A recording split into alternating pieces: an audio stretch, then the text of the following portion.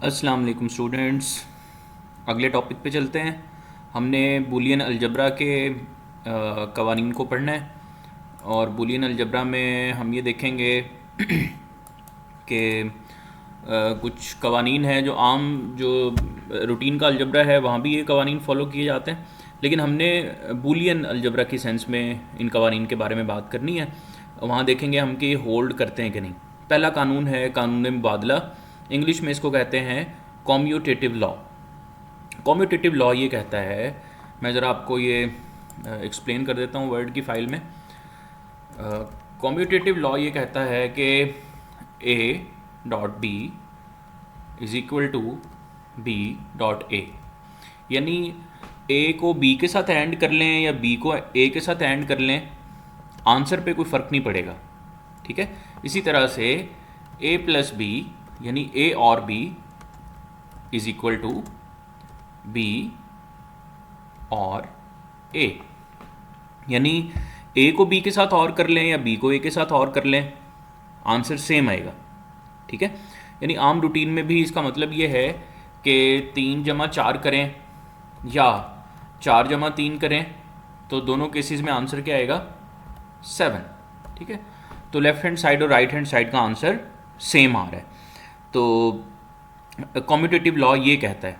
ठीक है। पहला जो कानून हम डिस्कस कर रहे हैं that is called commutative law. In English, Urdu में कहते हैं कानून मुबादला, यानी तबादला कर दें अगर हम रकमों को आगे पीछे कर दें तो कोई फ़र्क नहीं पड़ेगा। ठीक है। यानी फाइनल रिजल्ट पे कोई फ़र्क नहीं पड़ेगा। ये है, हमारे पास दो ऑपरेशन है, एंड और। तो एंड के केस में देख लेते हैं, हम कोई ए की कोई वैल्यू ले लेते हैं, ए की वैल्यू 1 कर दें और बी की वैल्यू लेट से हम 0 कर देते हैं। कोई वैल्यूज़ ले लें और उसके लिए इस कानून को साबित कर दें। कानून क्या है, A dot B is equal to B dot A. ठीक है। तो हम यहाँ पे वैल्यूज़ पुट कर देते हैं, ए की जगह 1 पुट कर देते हैं, बी की जगह 0 पुट कर देते हैं। इसी तरह राइट हैंड साइड पे बी डॉट ए है तो 0.1, बी की जगह 0, ए की जगह 1। ओके, 1.0 का आंसर 0 आता है। हमें पता है कि एंड के केस में दोनों इनपुट्स 1 होंगी तो 1 आएगा, वरना 0 ही आएगा। इसी तरह 0.1 का आंसर भी 0। तो हम कह सकते हैं कि लेफ्ट हैंड साइड और राइट हैंड साइड का आंसर सेम है। तो ये कानून होल्ड करता है एंड के ऊपर।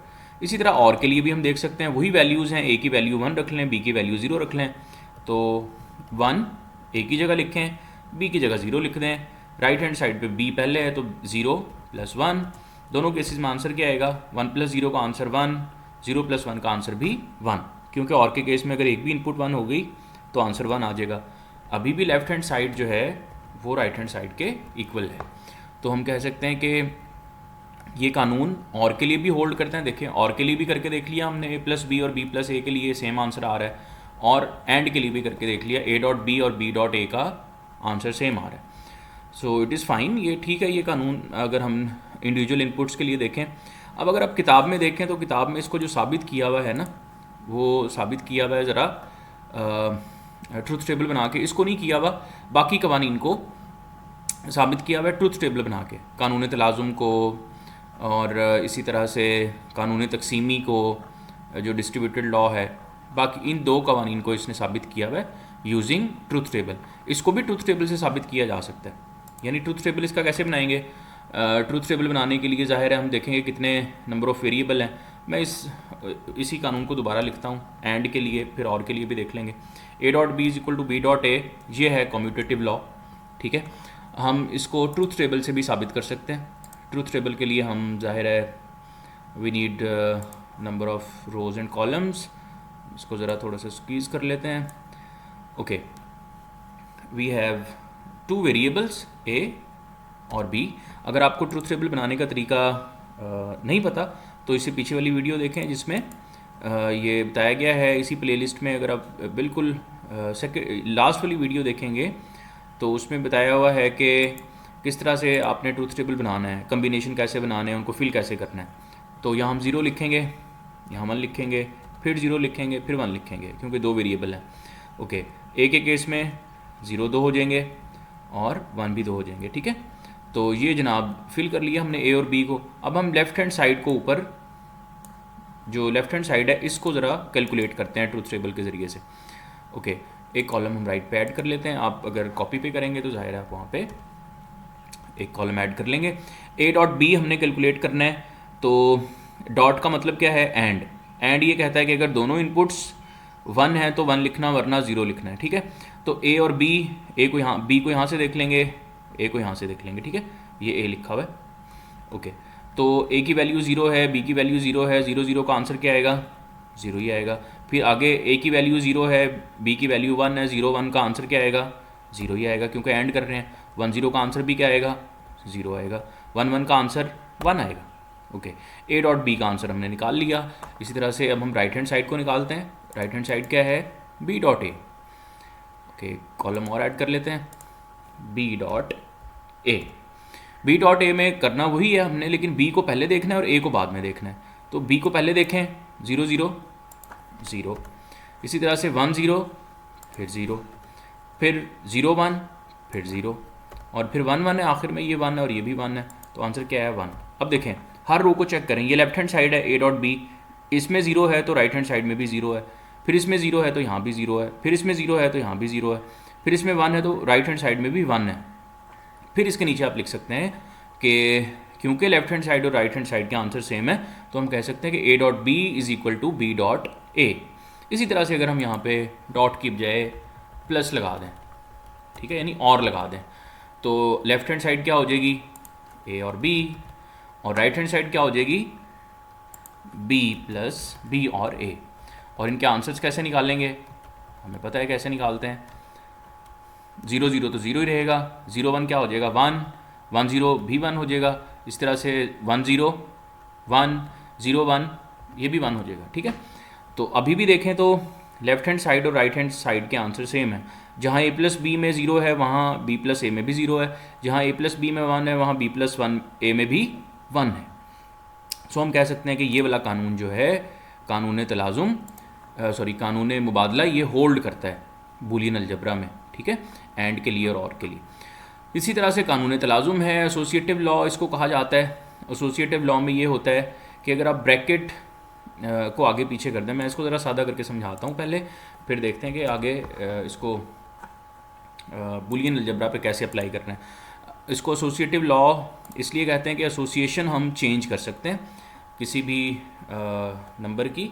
देखें, अगर ऐसे लिखा हो 3 + 4, ये ब्रैकेट में लिख दें और इसके बाहर लिख दें 2 + 2, और राइट हैंड साइड पे क्या करें, राइट हैंड साइड पे 3 को बाहर लिख दें, बशर्ते कि ऑपरेशन चेंज नहीं हो रहा, होना प्लस ही है, और 4 + 2 को ब्रैकेट में लिख दें। ठीक है, अब ब्रैकेट का ये होता है कि ब्रैकेट को पहले सॉल्व करते हैं, तो 3 + 4 को लेफ्ट हैंड साइड पे पहले सॉल्व करेंगे, 7 आ जाएगा, 7 + 2 हो जाएगा। राइट हैंड साइड पे, सॉरी यहाँ पे प्लस आना था, राइट हैंड साइड पे ब्रैकेट में 4 + 2 लिखा हुआ है, 4 + 2 को पहले सॉल्व करेंगे तो वो आ जाएगा 6। ठीक है, okay, left hand side 7 + 2 9, right hand side 3 + 6 9। तो लेफ्ट हैंड साइड और राइट हैंड साइड का आंसर सेम आ रहा है, तो ब्रैकेट को आगे पीछे करने से कोई फ़र्क नहीं पड़ा। अगर प्लस ही हो रहा है तो ब्रैकेट को आगे पीछे करने से कोई फ़र्क नहीं पड़ेगा। ये है एसोसिएटिव लॉ, एसोसिएटिव लॉ। ठीक है, इसको कहा जाता है एसोसिएटिव लॉ। अब हम इसको बूलियन अलजबरा के केस में देखते हैं। बूलियन अलजबरा के केस में ये कहता है जी, अच्छा a + b को ब्रैकेट में लिख दें, c को बाहर कर दें, जिस तरह ऊपर हमने 2 को बाहर किया हुआ था, या फिर a को बाहर कर दें, ठीक है, और b और c को ब्रैकेट में लिख दें। ठीक है, वही बात है, a + b + c ही हो रहा है, लेकिन ब्रैकेट में हम b + c को राइट हैंड साइड पे लिख रहे हैं और लेफ्ट हैंड साइड पे a + b को ब्रैकेट में लिख रहे हैं, काम सेम हो रहा है। अच्छा, अब अगर हम a, b और c की कोई वैल्यूज़ ले लें, हम a को ले लेते हैं 1 वैसे ही साबित करने के लिए, b को ले लेते हैं लेट्स से 0, और c को ले लेते हैं 1। ठीक है ना, कोई कम्बिनेशन लेना है हमने, तो एक कम्बिनेशन हमने ले लिया, ये वैल्यूज़ हमने ले ली a, b और c की। ठीक है, अब हम ज़रा इसी एक्सप्रेशन में जो रकम ऊपर लिखी हुई है इसमें ये डाल के देखते हैं। a की वैल्यू हम डाल लेते हैं लेफ्ट हैंड साइड पे, a की जगह लिख लेंगे 1, आगे क्या है प्लस, b की जगह क्या लिखेंगे 0। ओके, और ब्रैकेट के बाहर प्लस लगा हुआ है, c की जगह क्या लिखेंगे 1। ये लेफ्ट हैंड साइड होगी। राइट हैंड साइड पे भी सेम वैल्यूज़ पुट करें, a की जगह 1, फिर प्लस, फिर ब्रैकेट, b की जगह 0, फिर प्लस, b की जगह 0, फिर प्लस, और फिर c की जगह 1। ओके, प्लस का मतलब और है, याद रखिएगा यहाँ पे प्लस का मतलब प्लस नहीं है और है। ओके, तो ब्रैकेट को पहले सॉल्व करना है हमने। लेफ्ट हैंड साइड पे ब्रैकेट में क्या लिखा हुआ है, 1 + 0। 1 + 0 का आंसर क्या आएगा, 1 और 0 का आंसर 1 ही आता है, अभी हमने देखा थोड़ी देर पहले। ठीक है, 1 और 0 को अगर और करें तो क्या आंसर आता है, 1। ओके, ये 1 आ गया, ब्रैकेट में लिखने की ज़रूरत नहीं है। ब्रैकेट के बाहर क्या लिखा हुआ है, 1, इस तरह से लिख लें। राइट हैंड साइड पे देखें क्या लिखा हुआ है, 0 + 1। 0 + 1 क्या आएगा, ये भी 1 ही आएगा। ओके, तो ये क्या बन जाएगा, 1 + 1। 1 + 1 1 ही आता है, और राइट हैंड साइड पे भी 1 + 1 है, तो उसका आंसर भी क्या आएगा, 1। तो हम कह सकते हैं कि left hand side is equal to right hand side. Similarly अगर हम यहाँ पे प्लस की बजाय डॉट लिख दें यानी एंड कर दें, तो तब भी हम इसको साबित कर सकते हैं। एंड कर लें और की बजाय, तब भी लेफ्ट हैंड साइड का आंसर राइट हैंड साइड के बराबर ही आएगा। ओके, अब जो अगली बात है, किताब में इसको साबित किया हुआ है ट्रुथ टेबल से। ठीक है, ट्रुथ टेबल से साबित किया हुआ है, वैल्यूज़ लेके भी साबित कर सकते हैं, ट्रुथ टेबल से भी साबित कर सकते हैं। अब ट्रुथ टेबल कैसे बनाएं इसका, दो वेरिएबल्स तक का ट्रुथ टेबल तो हमने बना के देखा हुआ है, 2 वेरिएबल का कैसे बनता है। अब हमने यहाँ बनाना है, वेरिएबल कितने हैं, 3। देखिए मैं दोबारा यहाँ लिखता हूँ, ए एसोसिएटिव लॉ है क्या, ए, और b + c को ब्रैकेट में लिखना है लेफ्ट हैंड साइड पे, और राइट हैंड साइड पे क्या करेंगे, a + b को ब्रैकेट में लिख दें। ठीक है, और c को बाहर लिख दें। ठीक है, तो left hand side right hand side में किसी एक को ब्रैकेट से बाहर निकालना है, लेकिन ऑपरेशन सेम है। अच्छा, अब ये है, ये कानून तलाजुम है या एसोसिएटिव लॉ है, हमने इसको ट्रूथ टेबल से साबित करना है। अब वेरिएबल कितने हैं यहाँ पे, 3 वेरिएबल हैं। देखें, a एक वेरिएबल है, b एक वेरिएबल है, c एक वेरिएबल है, 3 वेरिएबल हैं। 2 के लिए हमने बनाना सीखा हुआ था, अब वेरिएबल हो गए 3। तो हमने पढ़ा था कि अगर जितने वेरिएबल होंगे 2 की पावर उतने कम्बिनेशन बनेंगे। तो 3 वेरिएबल हैं, 2 की पावर 3, 8 कम्बिनेशन बनेंगे। 8 कम्बिनेशन कैसे बनाएंगे हम, ओके लेट्स सी, हम कोशिश करते हैं बनाने की। 8 कम्बिनेशन बनाने हैं हमने, तो 8 कम्बिनेशंस के लिए हम पहले लिखते हैं कि जनाब वेरिएबल कितने हैं, वेरिएबल 3 है, तो 3 बॉक्सेस हमें चाहिए वेरिएबल के लिए। ये a का बॉक्स हो गया, ये b के लिए, और ये c के लिए। तो आखिरी वेरिएबल से हमने शुरू करना है, और इसमें क्या लिखते जाना है, 0 1 0 1 0 1 0 1। ठीक है, ये 8 हो गए, देख लें ये 8 है, 1 2 3 4 5 6 7 8। ओके, बी में क्या करना है, 0 डबल कर देना है, 0 0 1 भी डबल कर देना है, फिर 0 डबल कर देना है, 2 0 और 2 1। देखें आखिरी वाले वेरिएबल में हमने क्या लिखा, 0 1 0 1, और उससे पीछे वाले में 0 0 1 1 0 0 1 1। फिर a आ गया, 0 क्या कर देंगे, इसमें 2 थे, इसमें कितने कर देंगे, 4 कर देंगे। ठीक है, 4 कर देंगे, 4 0 4 1, यानी डबल कर दिए। पहले 1 थे, फिर डबल किए 2, फिर डबल किए 4। अच्छा जी, अब ये बन गया ट्रूथ टेबल, ए बी और सी के हमने कम्बिनेशन बना ली है। अब हमने क्या करना है जनाब इनका, अब हमने ये करना है कि हमने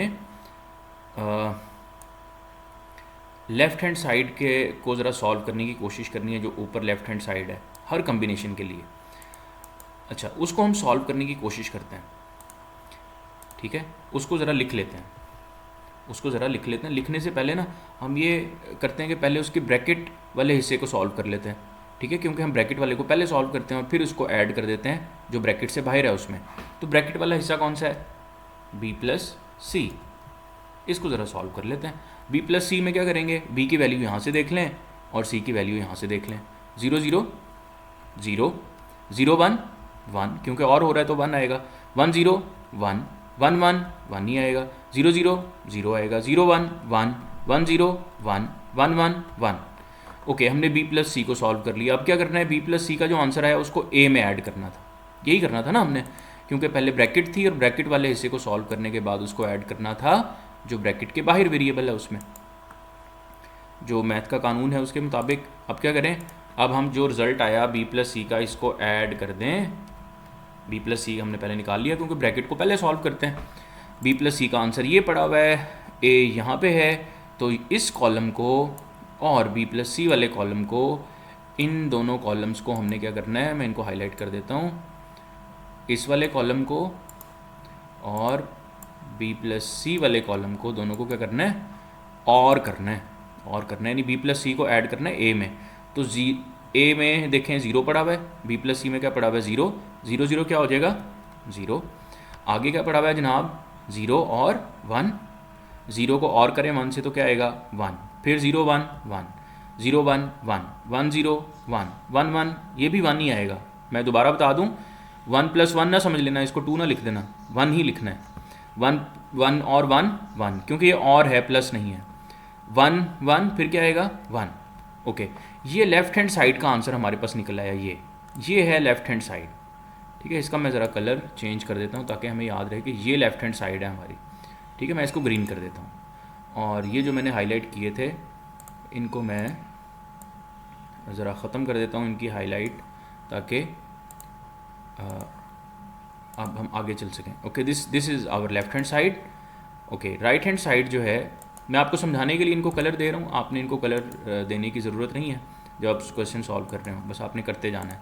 राइट हैंड साइड पे देखें तो a प्लस बी ब्रैकेट में है, तो a प्लस बी को पहले सॉल्व करेंगे, a प्लस बी लिखें।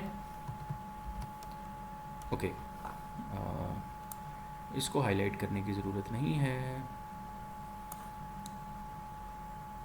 अच्छा जी, a प्लस बी पहले लिखें। a को कहाँ से देखना है, यहाँ से देखना है, b को कहाँ से देखना है, इधर से देख लेंगे।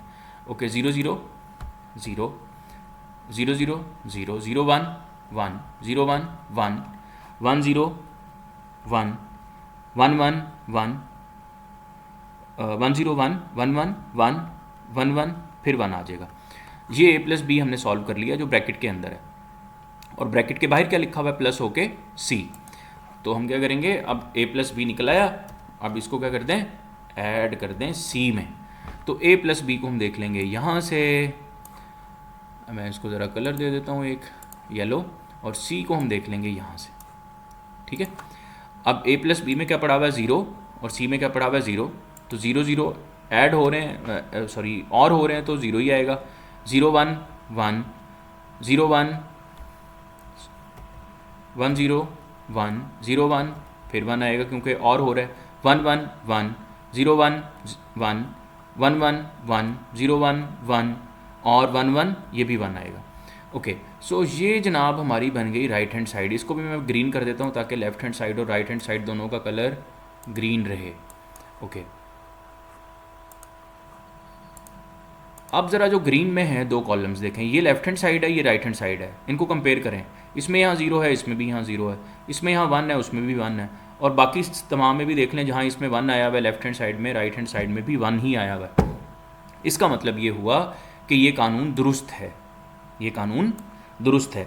इसी तरह से अगर आप यहाँ और को ख़त्म करके डॉट लगा दें तो एंड के लिए बन जाएगा, फिर आप एंड के मुताबिक कैलकुलेशन कर लें तो बिल्कुल ये कानून साबित हो जाएगा कि ये दुरुस्त है, इसमें कोई मसला नहीं है।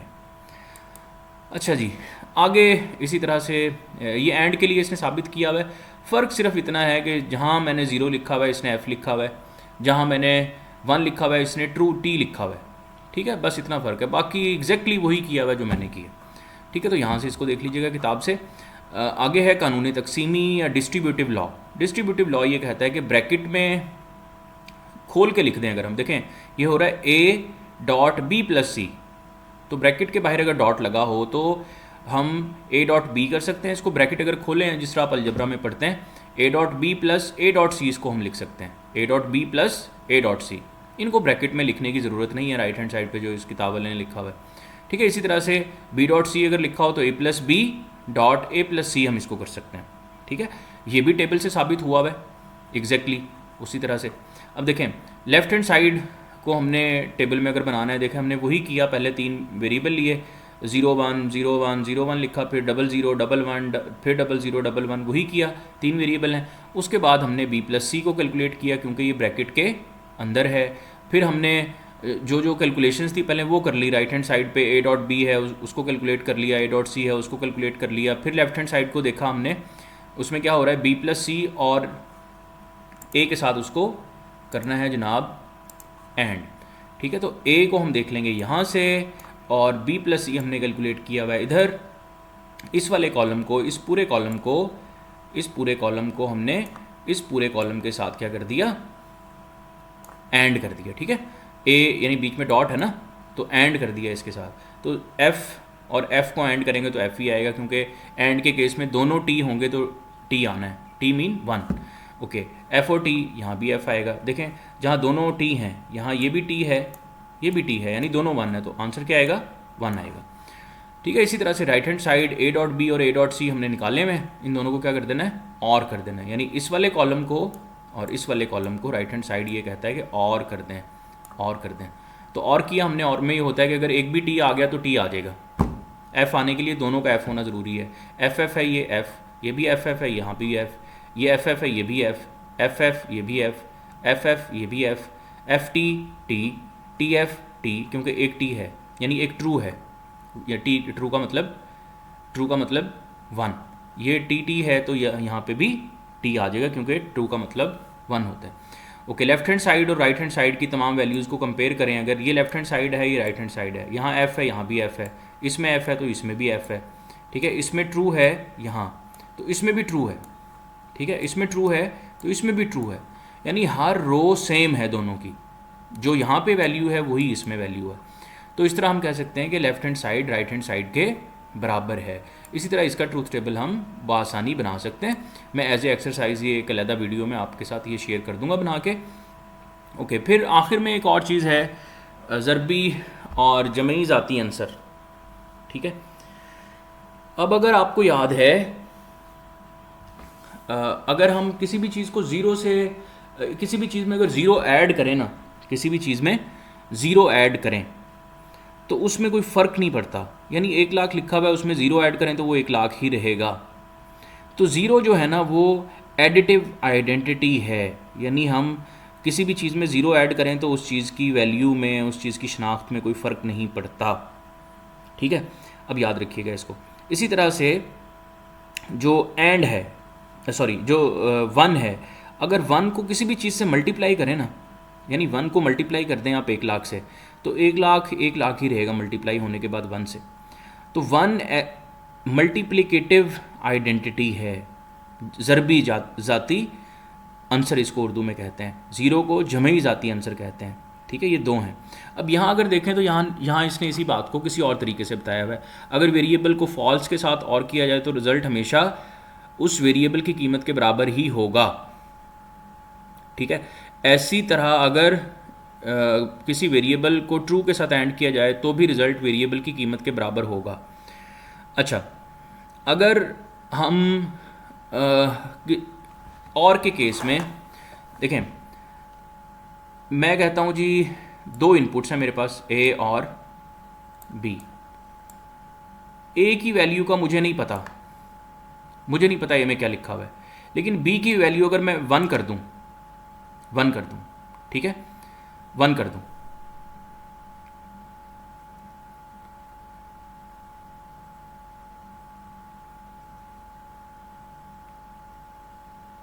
ठीक है, अगर मैं b की वैल्यू को 1 कर दूं और दरमियान में और ये हो रहे हैं दोनों, a की वैल्यू का मुझे नहीं पता ये 0 है या 1 है, तो रिज़ल्ट क्या आएगा, हमेशा गौर करें 1 ही आएगा। यानी a की वैल्यू से फ़र्क नहीं पड़ता वो 0 है या 1 है। मैं a की वैल्यू को 0 करूं, ठीक है, तब भी 1 आएगा क्योंकि और हो रहा है। मैं a की वैल्यू को 1 कर दूं और फिर b के साथ 1 करूं, फिर भी 1 ही आएगा, क्योंकि और के केस में एक ही 1 होना ज़रूरी है। अच्छा, लेकिन अगर एंड कर रहे हो, हम एंड कर रहे हो, एंड के केस में अगर मेरे पास 2 वेरिएबल हैं इसी तरह से a और b, समझ लें, एक और से समझने वाली बात है, और हम कर रहे हैं एंड, ठीक है, एंड कर रहे हैं a को b के साथ। a की वैल्यूज़ का मुझे नहीं पता, लेकिन b की वैल्यू को मैंने फिक्स कर दिया 0 पे। अब a की वैल्यू अगर 1 है ना, या ज़ीरो है, उससे फ़र्क नहीं पड़ेगा, क्योंकि मेरे पास बी में क्या पड़ा हुआ है, ज़ीरो। तो ए को एंड करें ज़ीरो के साथ, आंसर क्या आएगा, जो बी है वही आंसर आएगा, ज़ीरो ही आएगा। और ज़ीरो को ज़ीरो के साथ ऐड करें तो तब भी ज़ीरो ही आएगा। यानी अगर दूसरी वैल्यू को मैंने ज़ीरो रखा हुआ है एंड में, एक वैल्यू को फिक्स किया हुआ है ज़ीरो, तो जो दूसरी इनपुट है उससे कोई फ़र्क ही नहीं पड़ता वो वन है या ज़ीरो है, आंसर क्या आएगा, हमेशा ज़ीरो ही आएगा। इसी तरह और के केस में अगर मैंने एक इनपुट को फिक्स कर दिया ना वन पे, तो दूसरे वाली इनपुट से फ़र्क ही नहीं पड़ता कि वो वन है या ज़ीरो है, आंसर क्या आएगा, हमेशा वन ही आएगा। ठीक है। इसी तरह से हम लॉजिकल एक्सप्रेशंस बना सकते हैं। अब ये जो हमारे पास प्रोपोजिशंस होती हैं, इस तरह हमने ऊपर बना के भी देखा, ए और B, A dot B plus A dot C, इस तरह की एक्सप्रेशंस बन सकती हैं। इनको लॉजिकल एक्सप्रेशंस कहा जाता है, जिनके दरमियान में एंड और नॉट के जो लॉजिकल ऑपरेटर्स हैं वो लगे होते हैं। ओके, सो ये कुछ एग्जांपल्स हैं। देन आगे समरी है, दिस चैप्टर इज़ डन। हम चैप्टर की एक्सरसाइज के लिए अलग से एक वीडियो बनाएंगे, उसमें एक्सरसाइज को सॉल्व करेंगे। नेक्स्ट जो वीडियो आएगी जनाब, उसमें इंशाल्लाह हम शुरू करेंगे चैप्टर नंबर 3 को, जिसमें कंप्यूटर नेटवर्क्स को हम पढ़ रहे होंगे। और ये बड़ा मज़े का चैप्टर है, थोड़ा सा खुश्क है, थ्योरी है इसमें, but we will try to complete this whole chapter in one long video, ताकि हम ज़रा स्पीड अप कर सकें अपने काम को। चैप्टर नंबर 3 को मैं कोशिश करूँगा कि एक ही बड़ी सी वीडियो बना के उसमें आप के साथ इसको शेयर कर दिया जाए। अगर इस वीडियो में जो मैं अभी रिकॉर्ड कर रहा हूँ, इसमें अगर आपका कोई क्वेश्चन है चैप्टर नंबर 2 के बारे में, कमेंट सेक्शन में ज़रूर पूछिएगा। चैनल को सब्सक्राइब करें, अपने दोस्तों को बताएं। कोई अगर इसमें इश्यूज़ आपको आ रहे हैं, कोई चीज़ समझने में मुश्किल है, तो ज़रूर मेरे साथ डिस्कस करें। Thank you very much.